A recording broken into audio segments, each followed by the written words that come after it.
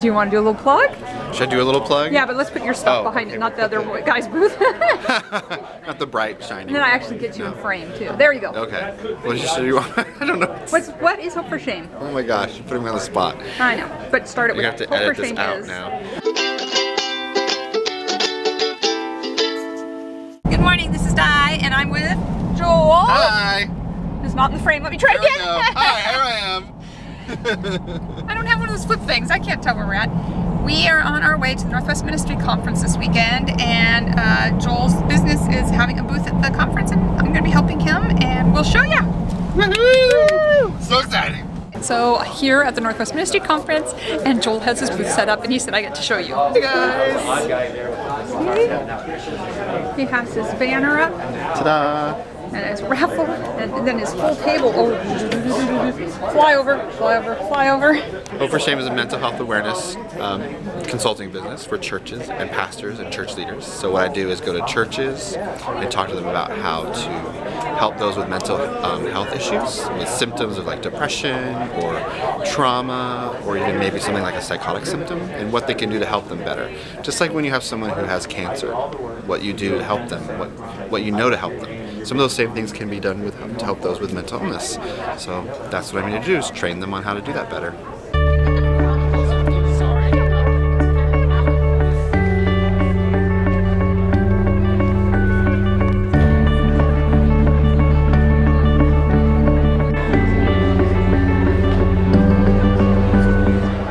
Is the risk factors are there, but then you also have to think about what group of people are the ones who actually. So Joel's presentation went so well. I'm so proud of him. He did a really good job, and I learned some stuff. I got a cookie from Marriott. I'm coming, Marriott. I'll see you when I get to Bethesda.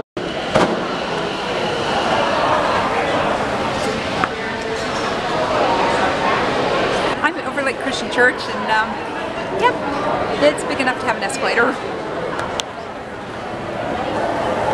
I know there's people who say your church shouldn't be this big, but they do a lot of good work in their community. They have a really active foster care and adoption ministry, and those are things that you just can't pull off in a smaller group setting because you can't afford to pay staff, and here they can afford that. So they've made the best of it. 2, 3.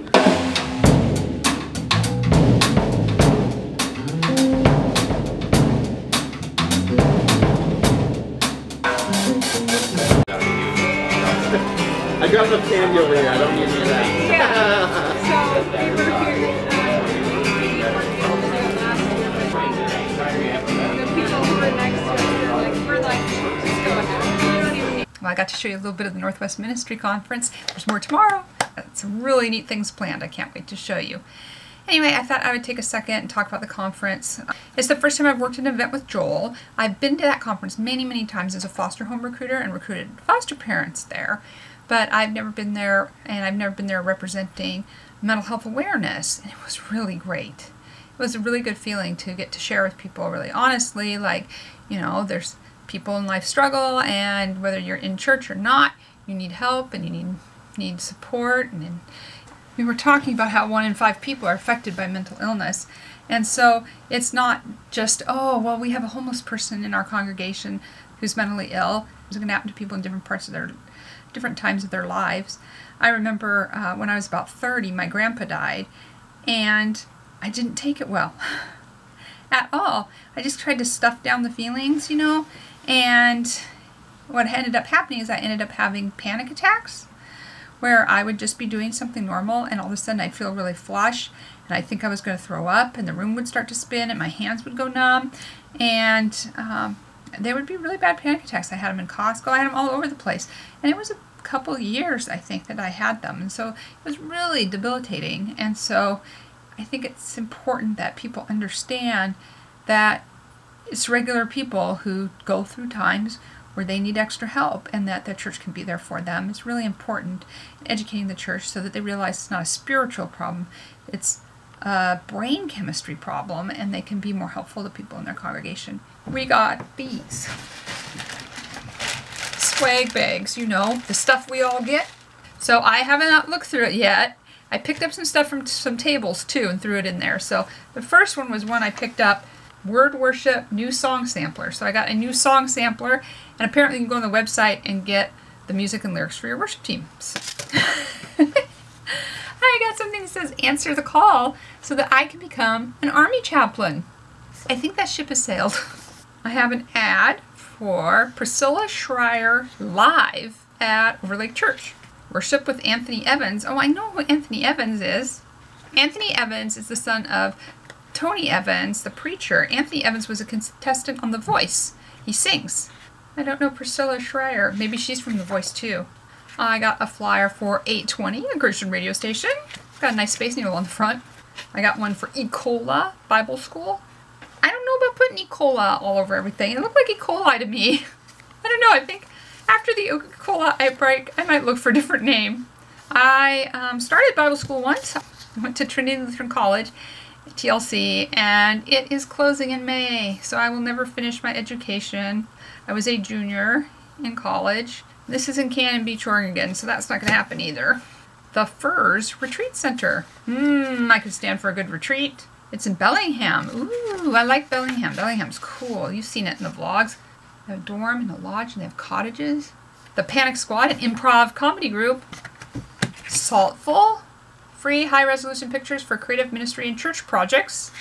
Free high-resolution. Okay, I want to look that up. Mirror Ministries, reflecting the grace of God to victims and survivors of human trafficking. Some people talked to them while we were at the event. Young Life Camps and Retreats. You get free towels and flashlights for booth visitors when you enter our raffle while supplies last. Interplans.net, expressing the gospel as culturally vital as possible.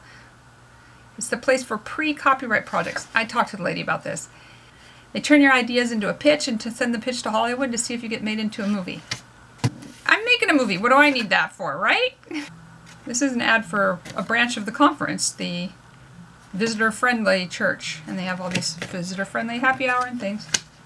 Oh, there's this movie coming out. It's got Jennifer Garner in it, and it's called Miracles from Heaven, and they showed the ad, and it made me want to cry. I love that. I love cheesy Christian B-movies. It's a whole genre. I do love it. Divorce, Grief, and PTSD. Looks like a bunch of books that are available that were kind of mental health books. I'm starting to think that there could be a mental health track at that conference. That would be so cool. Lending is our calling, low-rate church loans. So in case we needed to borrow some money, low-rate church loans. This is a curriculum, D6 to Gen. I think that's how the conference started. It was a conference to go pick out your Sunday school curriculum, and it just grew into this whole thing. I mean, they have curriculum like for every age and everything. Got a magazine called Group. It's got this lovely individual on the cover. He's adorable. Oh, I kissed bloated programming goodbye. Get it? He is bloated. Oh well, I gotta put this on my magazine pile. I don't subscribe to any magazines, so I just sort of hoard them and read them when I go to the doctor and then give them away so someone else can read them. Children's ministry, a book all about children's ministry. I'm not in children's ministry. Well, Joel and I were church planting. There was a time where I was in charge of 0 to 18, so there was a lot of time there working with that kind of curriculum and stuff. But anyway, I got a magazine called Guitar from the table across from ours. I showed you. They've got all of the guitars. One about Phil Kagi, very cool, and Christian music.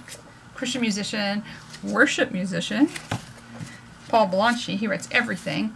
And Matt Maher on the cover of Worship, another worship musician. So I've got all of those to read. But I did kind of handpick those. I mean, that's what I wanted. Oh, that's the end of the pile. So that's it. That was our swag. So we got our swag on. Anyway, thank you so much for watching. Don't forget to subscribe. More ministry conference tomorrow. And it'll be even more interesting, I promise. It's going to be really interesting. You have to watch it. It's going to be so good. And see you soon. God bless.